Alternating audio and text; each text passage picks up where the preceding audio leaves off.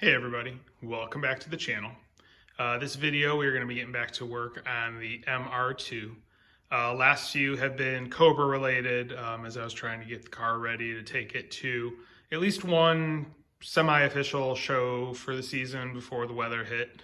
And as you may have seen in some of my other videos, I did get it out to a Ford and Mustang show this past weekend. It was great getting it out with the other cars, got a lot of positive feedback on it. So pretty happy there, being that it is currently snowing outside. Not sure how many more shows or events I'll have it out to this year. So I am going to try and focus the next few videos on the MR2 as far as getting it prepped to get the engine installed. So that is where we're going to get to work. All right, so here is where things sit with the engine bay currently. I have taken quite a bit of time scrubbing it with those mechanics wipes, as well as going over it with some brake cleaner on a rag. Got a lot of it cleaned up pretty nicely. Very happy with the results so far. As I've previously shown, there are some spots though where it's scratched through the paint, and I am going to need to do some cleanup, some touch up and whatnot. So I'm just kind of working on getting things finalized and prepped to do some paint work on it. It's mostly going to be on the passenger side where I have the most visible damage and scratching and whatnot. And as you can see down there, it's still looking a little dirty. I need to actually take a scrub brush to it with some solvent and see if I can get that dirt out of the their seam sealer slash insulation down there, rubberized insulation.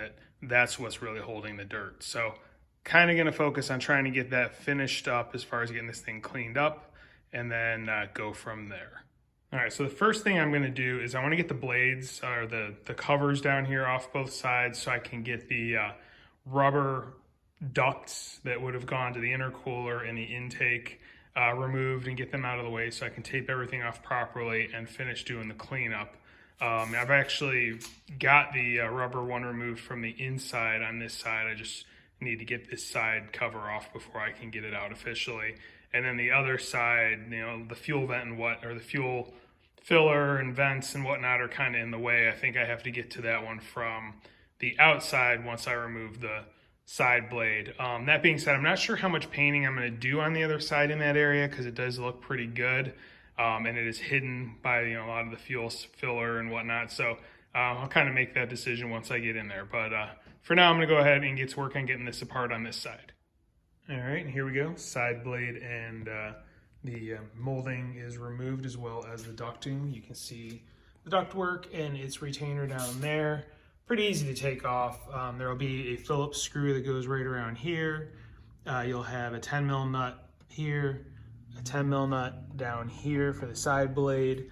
There's two push pins, retainers off of the molding that go in there.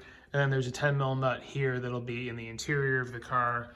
You get it in this area here where the seat belt is. There's a hole that's probably hard to see. You can see it actually, the light shining through it. That's where the hole is that the long stud off of the molding goes through. And the molding has to come off first because that holds the side piece on. And then there's my two trunk blades, the molding, and the side blade sitting there. So that is removed. You can see how dirty it is in there and whatnot, and how dirty the ductwork is, so I can get all that cleaned up. But yeah, this will allow me to go ahead and tape this hole to the engine bay off, and that way I can do the painting that I need to do in this area.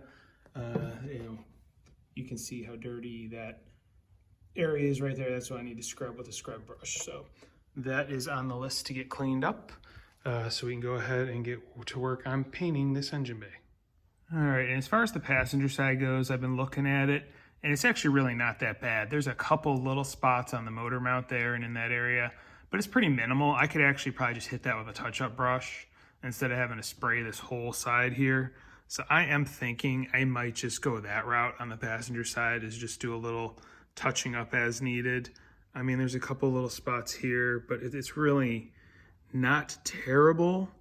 I don't know, we'll see. Maybe this little sheet metal piece here I can tape and just get that specific area where those couple of chips are and whatnot.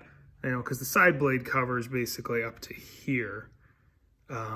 So it only, you know, so there's a few little spots that would be exposed. I don't know, I'll have to think about it if I just want to get it with a Q-tip and some touch-up paint or a touch-up brush and see if I can blend it in, or just do a minor little spray repair just on basically this piece of metal here that wraps around. I can tape it at the seam and try and blend it and make it look all right. So I don't know, we'll see. That's not as big a concern as the driver's side, which flip you around and you can see how marred up it is down there, and that's what I really need to get cleaned up, because that's fully visible with the 2GR in place. So you know, this area, which is normally covered up with a 3S and an intercooler and all the piping and whatnot, it's very noticeable with the 2GR. So I would definitely want to get that part of the engine bay cleaned up, you know, just for aesthetics.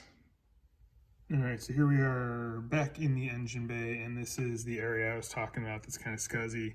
You can see here there's still some scuzz that I need to get off of the inner wheel well, and then also in here I started going at it a little bit, but I'm gonna need to grab a scrub brush with some of those mechanics wipes that have the solvent in them and see if I can get this cleaned up a little better. So working on this area right now.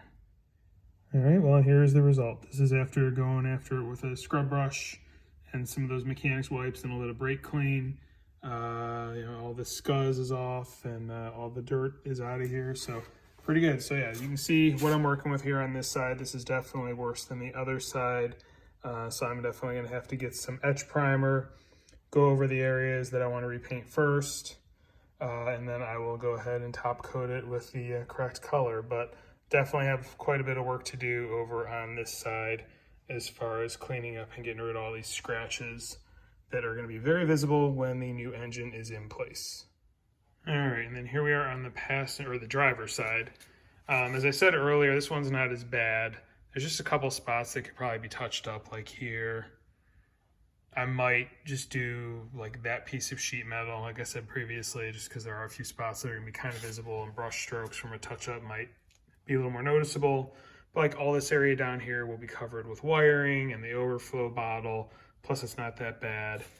There's a couple spots I can touch up on the mount.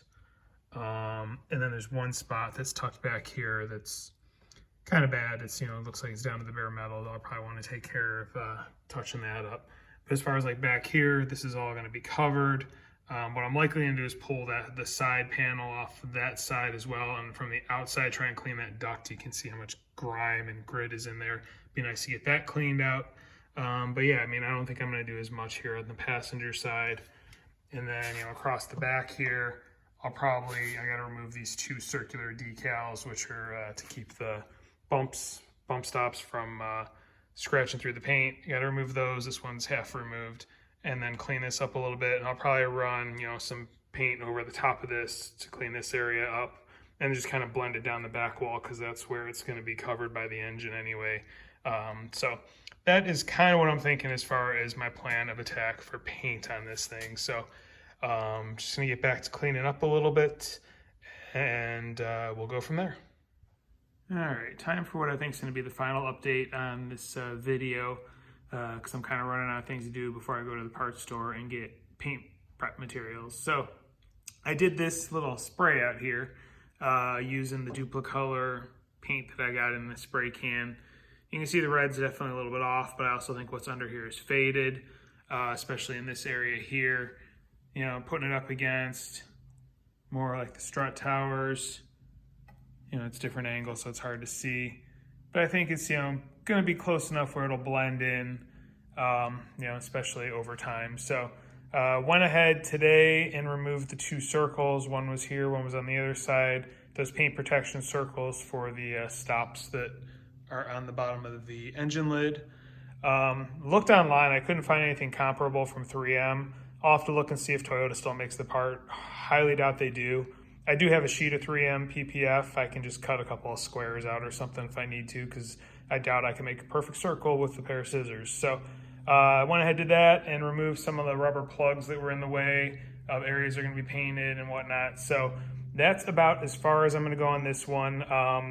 Currently, evening of Thursday in the week, I'm probably going to go Saturday morning to the parts store, get some of the paint materials I need as far as some primer, some masking tape and whatnot, and then I can get to work on getting this thing prepped. And then I'm hoping next week I can get all of the priming and painting done and have this engine bay ready to start doing an engine swap and then get to work on prepping the engine to install it. So that's where I'm gonna leave this one. If you're enjoying the content, which I know this video is probably pretty boring because it's just a lot of prepping, cleaning. But anyway, if you are enjoying it and want to follow along, please like, please subscribe, please hit the notification bell. There will definitely be more coming along on this MR2 in the near future. Thank you for watching and have a great day.